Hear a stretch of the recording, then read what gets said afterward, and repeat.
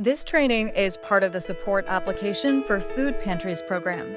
In this video, you'll learn how to pick foods that meet the special dietary needs of pantry neighbors. Our goal is to ensure that everyone receives food that supports their health and well-being. Often, food pantry food inventory is limited to what is donated.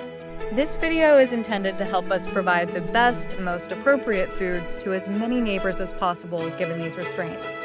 Remember, it's important to revisit this training whenever you encounter participants with specific dietary preferences or needs. The logos used in this video are for educational purposes only and do not imply endorsement by or affiliation with any certifying organization.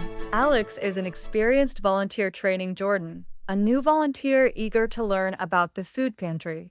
Hi there. You must be Jordan. Welcome to the Food Pantry. We're happy to have you here. Thanks. I am excited to help. Let me explain what we do. Our job is to give healthy, nutritious food to families needing it. That means we must be careful about what we put into these boxes. That makes sense. How do we know what food to give? Great question. One tool we use is the 10% rule. Have you heard of it before? No, what is that? The 10% rule is a rule of thumb that helps us determine if food is a good choice for people with conditions like high blood pressure. Here's how it works. You look at the food label, especially the percent daily value, DV. If a nutrient we want to avoid, like sodium, is over 10% per serving, it is a red flag. That means we should find a better option. Got it. So, is anything with over 10% sodium out for people with high blood pressure? Exactly. Let us practice. Look at the label and tell me what you see. Sodium, 35% daily value.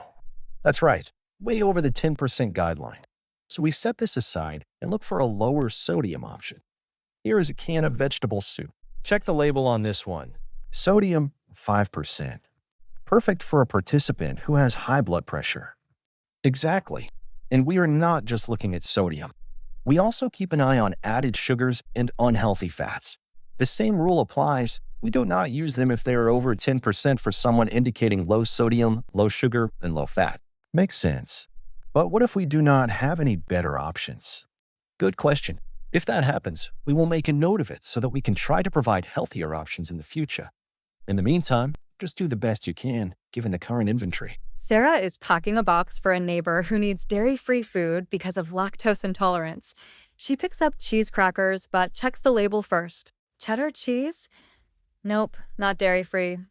Let us find something else. Sarah swaps the crackers for rice cakes and adds hummus, ensuring the box is safe for someone avoiding dairy. Next, Sarah gets an order for low-sugar snacks for a neighbor with pre-diabetes. She picks up granola bars labeled natural, but checks the label to be sure. 12 grams of sugar and over 14%? That is too much. We need to find a snack with less than 10% sugar. Remembering the 10% rule, Sarah picks snacks, which are both under 10% of added sugar. Next, Sarah packs a box for a neighbor with high cholesterol. She picks white bread, but checks the label for fiber content. White bread only has 1 gram of fiber and 3% of the daily value. Not enough.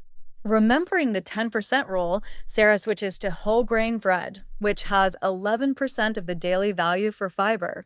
She also adds lentils to help boost fiber content. First, Sarah is packing a box for a neighbor who observes halal. Halal is an Arabic term meaning permissible or lawful, commonly used to refer to food and practices allowed under Islamic law. For food, it involves specific guidelines, including prohibitions against consuming pork, alcohol, or improperly slaughtered animals. Sarah, knowing this, checks the food label to see if the item is halal. Chicken broth, chicken meat. Oh, but no halal certification exists. This might not be okay. Let us find something certified halal instead. Sarah swaps the soup for a can of lentil soup marked as halal certified. Next, Sarah prepares a box for a neighbor who keeps kosher.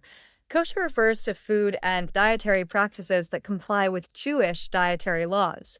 It includes restrictions such as not mixing meat and dairy and avoiding prohibited foods like pork and shellfish. Kosher certification ensures that food meets these religious standards. Foods will be labeled with kosher certification. She picks up a box of crackers, but checks for certification. No kosher label. Let me grab these matzo crackers instead. They're marked with a reliable kosher symbol. Sarah also includes a can of vegetables marked parva, knowing it is safe for a kosher diet, and double checks to avoid meat or dairy combinations. Now, Sarah packs a box for a neighbor who follows a plant-based diet. She picks up a can of chili and flips it over to check the ingredients. Beef? Nope, not plant-based. Let us find something else. Sarah replaces the chili with a can of black beans and adds plant-based milk and quinoa. She knows these are excellent protein sources for a plant-based diet. Remember, when someone specifies vegetarian, always check the nutrition label to ensure no meat products, like chicken broth or gelatin. Dairy and eggs are usually okay, but it's still good to confirm. When someone identifies as vegan, they cannot have any animal products, including meat, dairy, eggs, honey, or anything with animal-derived ingredients. Make thoughtful substitutions like beans or lentils, plant-based milk, tofu, or quinoa. Being attentive ensures everyone receives food that fits their dietary needs respectfully and safely. Next, Sarah gets an order for a neighbor who wants a heart-healthy diet.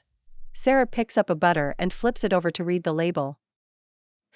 This one has 35% saturated fat. That's too high. Remembering the 10% rule, she picks up olive oil, which is lower in saturated fat. Great job today, Sarah and Jordan. By understanding dietary needs and checking labels, you have ensured our neighbors get food that helps their health. Always remember that you should ask for help or set the item aside when unsure. Your attention to detail makes a big difference. Always keep the 10% rule in mind. We want to avoid foods with more than 10% of the daily value for fats, sugars, and sodium for people that specify low sugar, low fat, and low sodium, but aim for over 10% for fiber and protein. Whenever you're uncertain about whether to add something to the participants box, refer to this table as a guide to ensure consistency and clarity in your decision-making process. Some pantry items, like snack bags or ready-to-eat meals, list both per serving and per package values.